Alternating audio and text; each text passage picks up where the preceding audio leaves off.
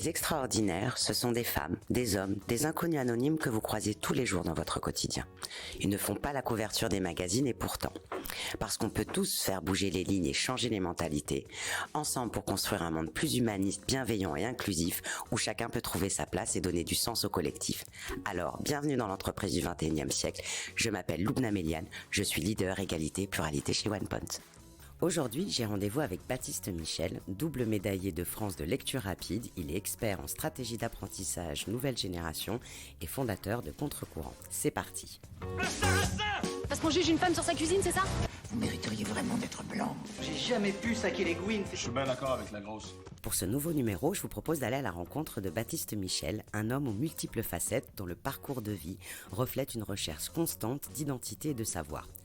Son parcours scolaire a été marqué par des facilités relatives, mais c'est lors de ses études supérieures en 2009 que tout a basculé. Il découvre à Dublin des méthodes d'apprentissage alternatives telles que les techniques de mémorisation, la carte mentale et la lecture rapide. Des outils méconnus en France à l'époque qui lui ont permis d'apprendre avec plaisir et à son rythme. En tant que consultant, Baptiste a fait ses classes dans des grands projets de transformation d'entreprise, ce qui lui a permis d'acquérir une expérience précieuse et de développer des compétences en gestion, en conduite du changement et en stratégie. Cependant, il réalise que ce n'était pas là sa véritable vocation. Le déclic est survenu lorsqu'il a assisté à une énième formation sur la lecture rapide en France, où il s'est rendu compte qu'il en savait plus que l'intervenant lui-même. Cela l'a poussé à se lancer dans l'entrepreneuriat avec pour objectif d'aider les autres à apprendre à apprendre. Ainsi est né Contre-Courant, dont la mission est de permettre à chacune et chacun de devenir créatif et efficient dans sa façon d'apprendre en maximisant le plein potentiel du cerveau. Baptiste est un homme passionné et engagé, toujours à la recherche de nouvelles connaissances et de nouvelles façons d'apprendre. Il aime partager ses découvertes avec les autres et est convaincu que l'apprentissage continu est essentiel dans un monde en constante évolution où la capacité à apprendre rapidement et efficacement est devenue une compétence essentielle. Bonjour Baptiste. Bonjour Loubna, merci de m'accueillir. Alors, est-ce que tu pourrais nous parler justement de ton parcours scolaire et de cette transition vers les études supérieures ? Alors mon parcours scolaire est tout ce qu'il y a de plus classique, collège, lycée. J'étais un peu l'étudiant, on va dire, qui peut le plus, peut le moins. J'avais certaines facilités et en fait, j'avais pas du tout de vocation à faire des études supérieures. J'étais un élève par la suite au lycée qu'on dirait moyen dans le milieu du peloton. Et j'ai commencé par un cursus court, j'ai fait de la mécanique productique, la logistique, et puis c'est vraiment quand j'ai basculé j'ai quitté le système français je suis un enfant Erasmus, génération Erasmus. Je suis parti en Angleterre et aussi en Irlande, et j'ai basculé dans tout ce qui était plus aval de la logistique, à savoir tout ce qui est management, marketing et aussi entrepreneuriat. Et donc c'est vraiment dans cet environnement-là d'études supérieures et aussi dans un contexte plutôt anglo-saxon que j'ai découvert des méthodes d'apprentissage, au début des ateliers découvertes, et après je me suis vraiment passionné. Pourquoi ? Parce que j'ai vraiment eu un avant-après dans ma manière d'apprendre. Tu as senti les effets rapidement. Rapidement, voilà, avec vraiment du résultat. Vraiment du résultat tout de suite sur ce que j'avais à apprendre au quotidien, et j'apprenais mieux en moins de temps.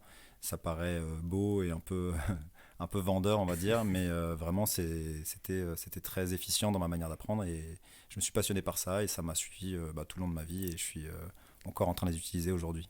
Alors justement, ça a été quoi tes défis auxquels tu as été confronté en tant que consultant, et comment justement cette méthodologie éventuellement t'a aidé à surmonter les obstacles qu'on peut rencontrer dans le cadre de la vie professionnelle, et surtout en tant que consultant ?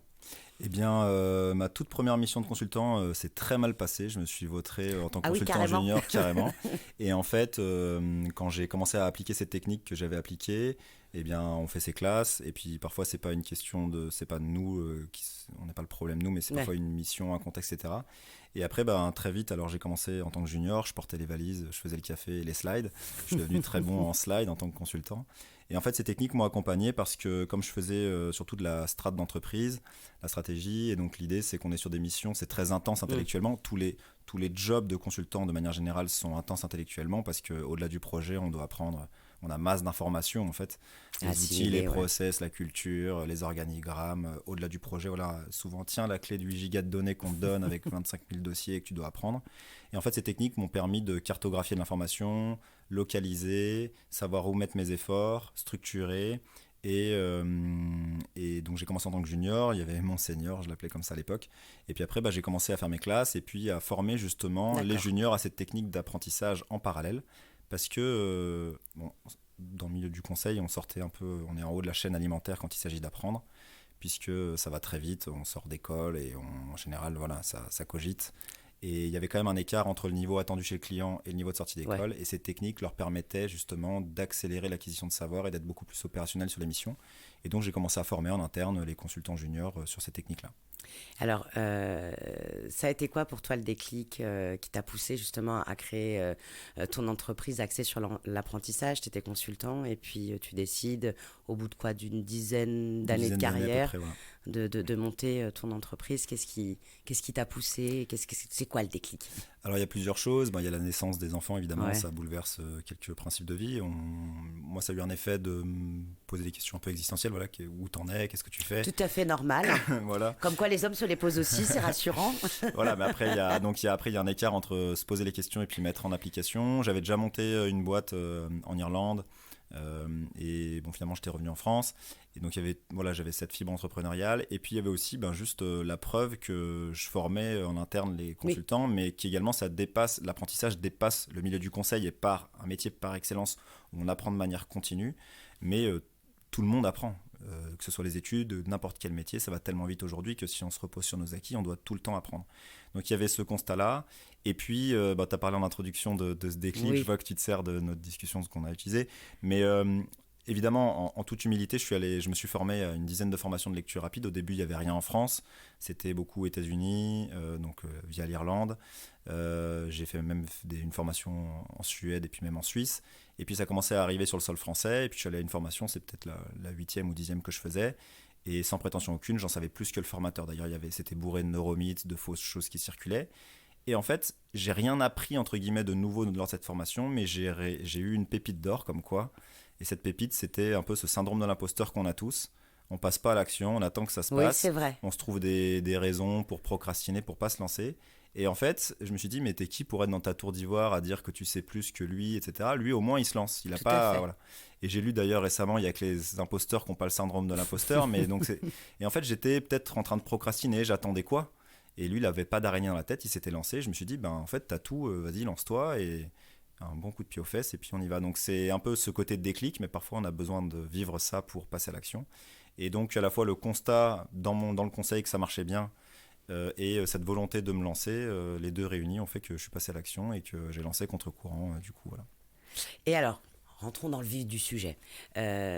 Comment tu définirais justement la lecture déstructurée? En quoi elle diffère de la lecture rapide, conventionnelle, dont on parle tous et toutes? Est-ce que tu peux nous expliquer c'est quoi la lecture déstructurée? Alors tout à fait, il y a le côté, alors déjà la lecture rapide, c'est un terme qui fait un peu marketing, qui fait je clique et je veux en savoir plus, et c'est un peu le rêve de dire à tout le monde, voilà, vous allez pouvoir décupler votre vitesse de lecture. Alors on ne devient pas lecteur rapide entre guillemets du jour au lendemain. Et en fait le mot rapide est un peu un abus de langage, on parle plutôt de lecture déstructurée, et après il faut voir la lecture rapide / déstructurée comme on va dire un outil. Il y a deux grandes typologies de livres, et encore une fois, c'est pas une dualité, mais il y a les romans, lecture détente, je fais dans mon lit à la plage, tranquille, et on va pas le lire en déstructuré, sinon je vais me spoiler et je vais pas l'utiliser. Par contre, il y a tout ce que j'appelle les lectures plutôt savoir, les lectures où on doit acquérir de l'information. D'ailleurs, juste une parenthèse, aujourd'hui on acquiert beaucoup de compétences et de connaissances via les livres, mais le paysage de l'apprentissage a vachement changé avec le digital. Il y a le podcast qu'on est en train de faire, il y a la vidéo, il y a plein d'autres contenus. Mais quand il s'agit du livre, c'est comment je lis en plusieurs sous-couches, plutôt que de lire de manière traditionnelle du début à la fin, de plonger souvent en tant que consultant, on se noie dans le détail trop tôt, trop vite. C'est vrai. On a surtout une déformation professionnelle. Et en fait, l'idée, c'est de le lire en plusieurs sous-couches. Une première couche qui n'est pas parfaite, mais c'est celle qui va permettre d'accrocher tout le reste, un peu la photo argentique où c'est la succession de bains, je te sais passionné de photo argentique, qui va révéler l'image. Alors évidemment, quand je dis ça, c'est une image, une métaphore, il faut venir se former et voir, mais c'est comment je suis capable, en plusieurs sous-couches, de lire en déstructuré, d'acquérir le savoir, d'extraire, de cartographier l'information. Et après, évidemment, s'enchaînent des stratégies de mémorisation, de prise de notes. On sort de la prise de notes linéaire et c'est un effet cumulé de plein de techniques. C'est pas la baguette magique, ça serait, mais c'est un effet cumulé de plein de choses avec la lecture déstructurée qu'on vient coupler avec d'autres méthodes pour apprendre bien mieux. Justement, est-ce que tu pourrais nous en dire plus justement sur les différentes techniques que tu enseignes justement pour optimiser l'apprentissage et la mémorisation?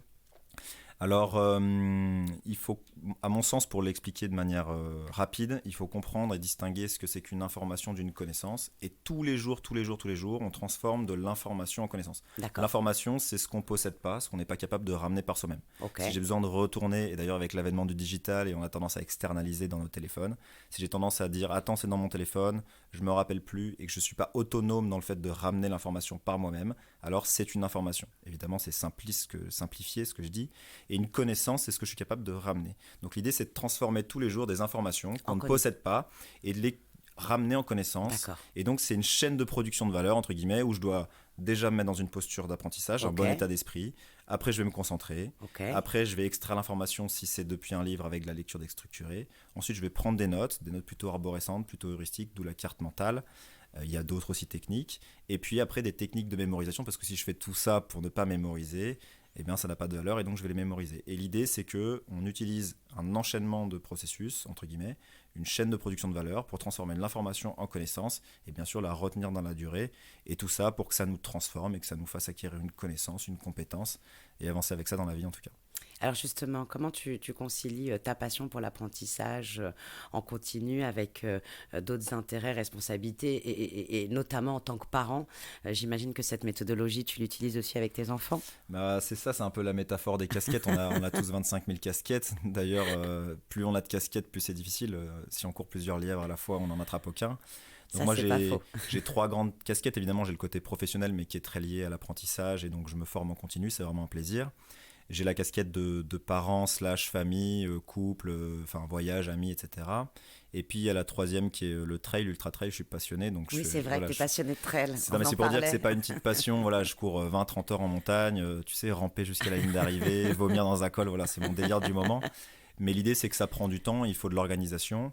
Et donc justement, cette méthodologie, elle te permet d'être mieux organisé, tu trouves? L'objectif ultime en fait de ça, c'est de dire s'il y a deux Baptiste, c'est moi, il y a un Baptiste qui a les bonnes techniques et un Baptiste qui n'a pas les bonnes techniques. Est-ce qu'il y en a un qui est capable d'apprendre plus vite, mieux? Alors sans rentrer dans de la performance ou quoi que ce soit, mais vraiment est-ce que je suis capable de mémoriser mieux, de mieux apprendre, d'avoir une meilleure hygiène de vie digitale, de mieux acquérir de la connaissance et surtout de structurer de l'information, etc. Et ça s'acquiert. C'est quelque chose qui n'est pas inné, c'est acquis, il y a des méthodes pour ça. Et donc c'est vraiment important de les avoir et c'est un peu mon dada et c'est justement ce qu'on enseigne au travers de contre-cours. C'est un impact très positif au-delà des aspects professionnels, mais même sur des aspects personnels, d'organisation, de structuration. Bon, voilà, c'est des applications concrètes dans le pro comme le perso et voilà, et d'ailleurs mon fils de 7 ans je le coach et non je rigole. Il est un peu jeune pour être coaché. Évidemment, mais tu sais le père qui lâche rien. Non mais évidemment, mais ça me fait beaucoup de bien et ça me permet d'avancer en tout cas sur un peu toutes les casquettes que je peux avoir. Alors justement, c'est quoi ta vision de l'avenir de l'apprentissage, notamment dans le contexte professionnel? Tu me disais qu'aujourd'hui on serait amené à avoir, je crois au minimum, changé 9 fois de travail. Alors pas d'entreprise, mais vraiment de secteur d'activité. C'est quoi l'avenir pour l'apprentissage?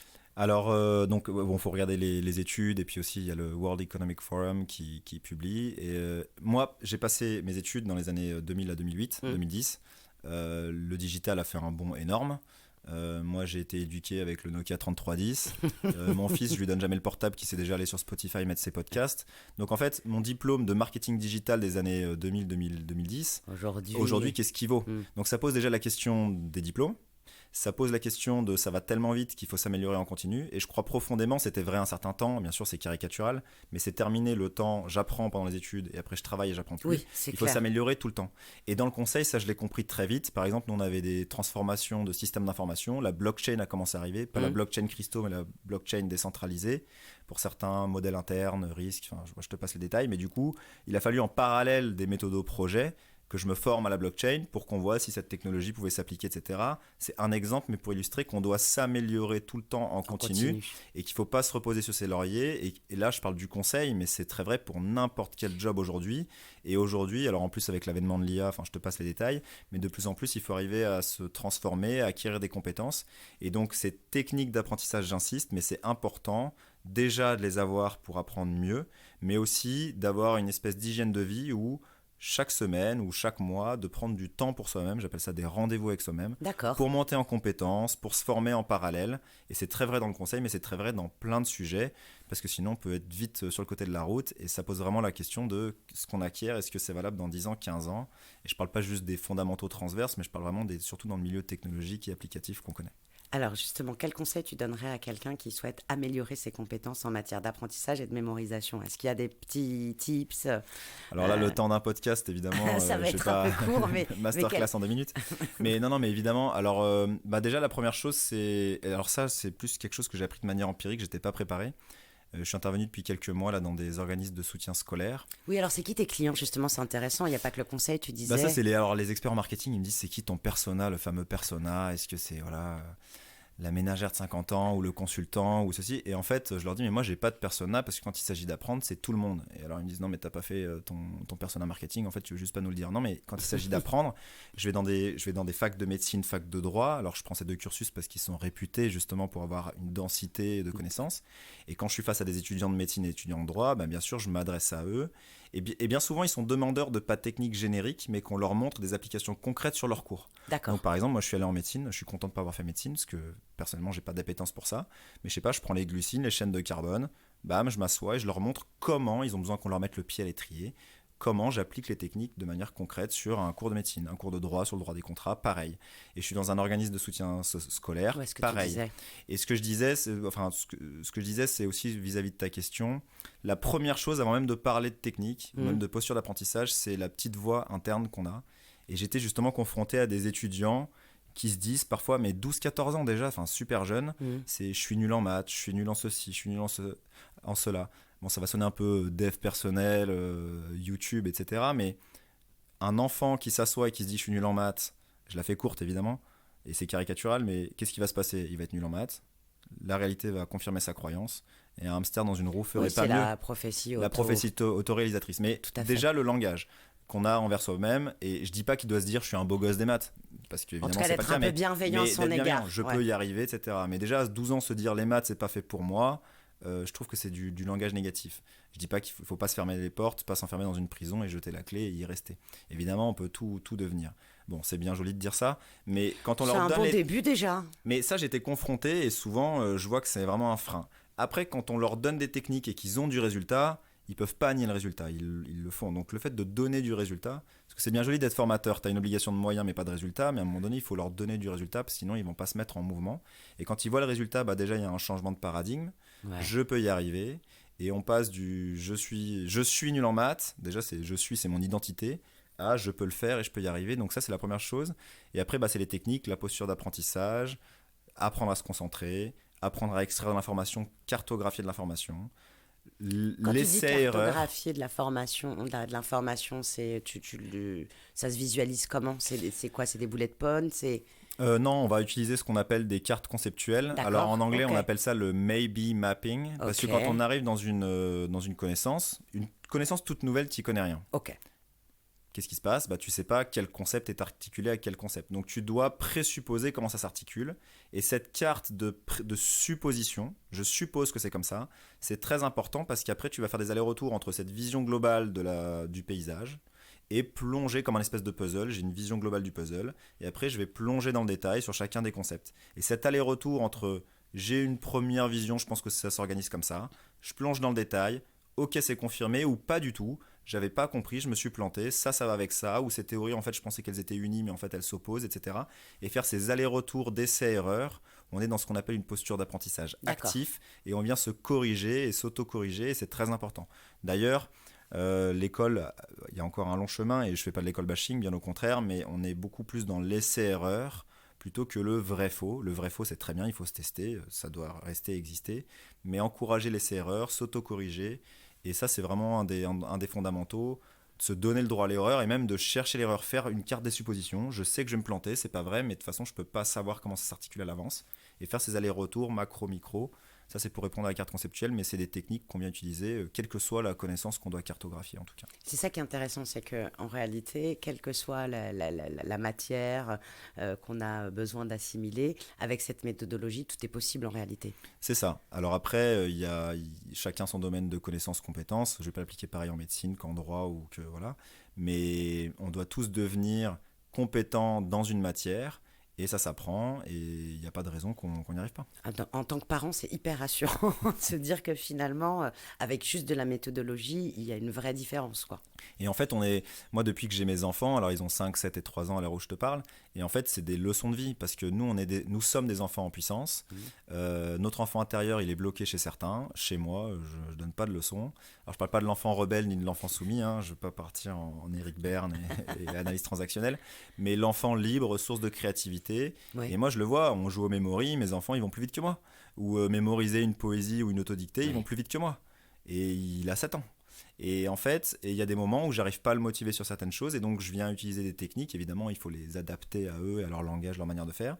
Mais ce sont des leçons de vie parce qu'on a beaucoup de choses à apprendre. Et on a aussi pas mal de choses à leur transmettre. Et ça nous fait aussi changer nos paradigmes. Et ça, c'est super important. On ne détient pas la vérité, on a autant de manières de faire qu'il y a d'êtres humains, en fait. Alors, et pour finir, comment tu vois justement l'évolution de ton entreprise Contre-Courant dans les années à venir et c'est quoi vos objectifs à long terme, s'il y en a? Alors, des objectifs à long terme, j'en ai toujours, mais en fait, ça prend aussi des directions. Mais tu vois, d'ailleurs, ce podcast, c'est fait de rencontres. Et si tu m'avais demandé, quand j'avais démarré, tu vas faire un podcast avec Lumna, je l'aurais jamais dit. Donc, je pense que je me laisse le fait de naviguer. J'ai le luxe de pouvoir choisir les projets aussi. Donc, ça, c'est super.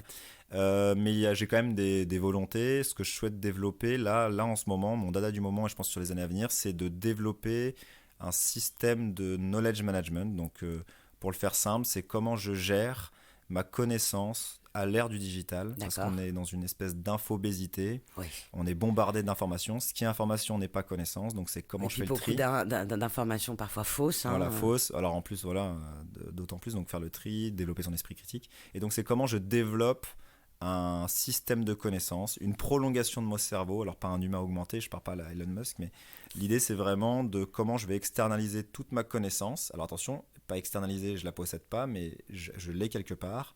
Et dans un outil de knowledge management, on appelle ça le second cerveau numérique. Okay. Donc, c'est en train d'arriver.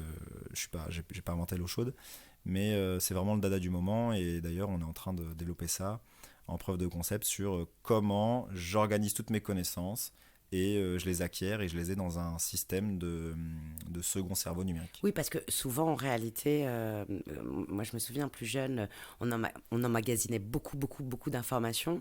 On arrivait à le recracher instantanément. Et qu'est-ce qui te reste dans la durée? Mais c'est ça, en fait, il ne reste pas grand-chose après. Alors parfois, il y a des dates comme ça qui reviennent par miracle, mais c'est vrai que tout ce savoir, il part parfois, en tout cas tout cet acquis. Et donc cette méthodologie permettrait finalement de pouvoir réutiliser toutes ces informations qu'on a assimilées. C'est exactement ça. Et il y a deux grands sujets qui sont deux grandes frustrations souvent sur la connaissance. Un, le Baptiste passé qui a été au lycée, au collège, fait des études, qu'est-ce qui nous reste? Des maths, de la philo, de la science et vie de la Terre, tout ça, qu'est-ce qui nous reste vraiment? Ouais. Voilà, qu'est-ce qui me reste? Et aussi, donc ça c'est plutôt tournée passé, et tournée future, c'est, je pensais qu'en apprenant plein de choses, le périmètre de la connaissance allait justement au bout d'un moment être atteint, et en fait pas du tout. Plus tu apprends, plus tu te rends compte de l'étendue de ton ignorance, et c'est une frustration parce qu'à chaque fois que tu lis un livre, ça te renvoie à 5 livres et à 5 livres, et on n'a jamais assez d'une vie pour tout apprendre, et donc ça a un côté un peu de l'humilité, de se dire, je pourrais jamais tout savoir, mais déjà si je le collecte et je l'organise dans un espace sur lequel je peux revenir, retravailler dessus et capitaliser, à la fois le passé, ce que je fais maintenant et ce que je vais faire dans le futur, d'avoir un endroit qui regroupe tout ça, c'est quelque chose qui me passionne, on est en train de développer ça en ce moment, donc je pense sur les prochaines années, ça sera vraiment, en tout cas, mon dada du moment. C'est un beau challenge. En tout cas, merci Baptiste d'avoir pris ce moment avec nous, et puis ravi de savoir qu'aujourd'hui, c'est tout à fait possible d'apprendre à apprendre. Merci. Merci à toi. Un sarrasin! Parce qu'on juge une femme sur sa cuisine, c'est ça? Vous mériteriez vraiment d'être blanc. J'ai jamais pu saquer les Gwyn. Je suis bien d'accord avec la grosse. Viens là, Tarlouse. Pas de bras, pas de chocolat. Moi, là-bas, je suis pas quelqu'un de foncièrement raciste. Ok, bon boulin.